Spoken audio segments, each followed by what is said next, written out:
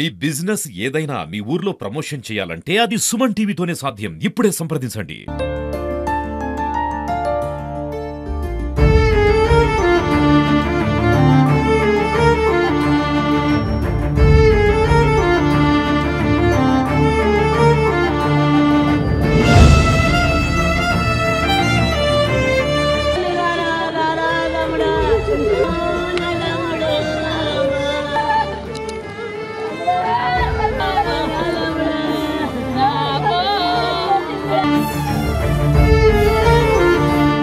నిన్న మధ్యాహ్నమే తన అక్కకు ఫోన్ చేసి అక్క ఎలా ఉన్నావు అంటూ బాగోగులడిన తమ్ముడు ఇక లేడని జీర్ణించుకోలేకపోతుంది. బంటి వాళ్ళ అక్క అయితే కనుక నిన్న మధ్యాహ్నమే తనకు కాల్ చేశాడని, అటువంటి తమ్ముడు ఇంకా లేడనే విషయాన్ని మాత్రం జీర్ణించుకోలేక శోక సంద్రంలో ముందుకు వెళ్ళిన పరిస్థితి కనపడతా ఉంది.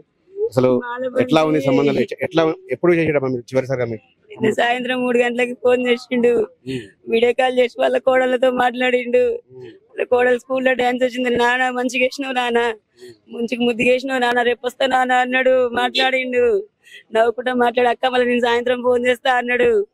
అటే కథ మళ్ళీ ఫోన్ చేయలేదు. ఇక అమ్మా అమ్మాయి కాడ ఫోన్ ఉందట.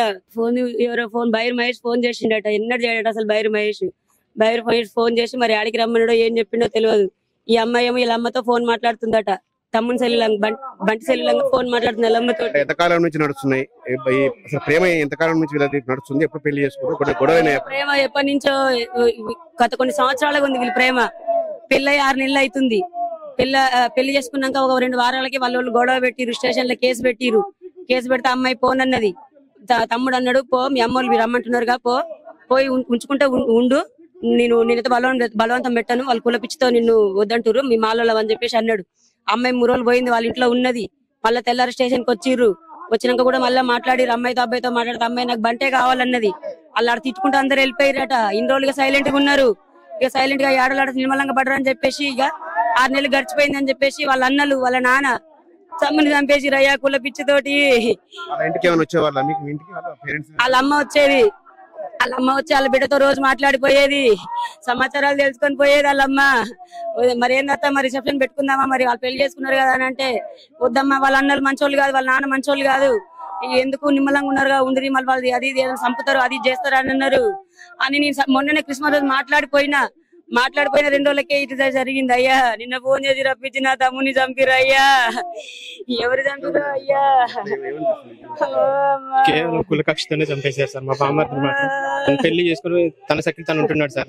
రిసెప్షన్ పెడదామా అంటే కూడా వాళ్ళ అమ్మ వచ్చి అన్నదంట కదా, మళ్ళీ మా కొడుకులు అందరికి తెలుస్తుంది అనేసి విషయం, వేరే క్యాస్ట్ చేసుకున్నాడు అనేసి ఎక్కువ మళ్ళీ ఇదైతే అనేసి 6 నెలలు అవుతుంటే నువ్వు రా 2 పెళ్లి, మన ఊర్లో మస్తు మంది చేసుకున్నారు, నువ్వు 2 పెళ్లి చేస్తాం ఆయన వదిలేసి రాని ఇప్పటికి కూడా అంటున్నాడు. వాళ్ళమ్మ రోజు వచ్చి రా నీకు 2 పెళ్లి చేస్తాం, మన ఊర్లో అట్లా మస్తు మంది చేసుకున్నారు, నీకు 2 పెళ్లి చేస్తాం, మనకొద్దు ఆయనకి ఏం లేదు, కులం లేదు, ఆస్తి లేదు, ఎందుకు అని చెప్పేసి వాళ్ళమ్మ వచ్చి చెప్తుందట.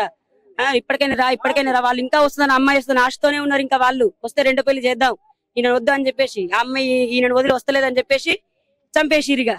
చంపేస్తే నా బిడ్డ వస్తుందని చంపేసిరు అయ్యా.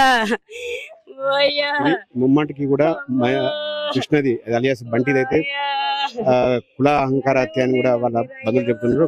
తమ కుల అహంకారంతో పోయి తమ తమ్ముడిని, అలాగే వాళ్ళ బావ అయితే మా బామ్మడిని పొట్టన పెట్టుకోవడానికి కూడా వాళ్ళు తీవ్రంగా ఆందోళన చెందిన పరిస్థితి. ఈ కాలంలో కూడా కులాలు ఏంటి అంటూ కూడా వాళ్ళు ఆవేదన వ్యక్తం చేస్తున్న పరిస్థితి కదా.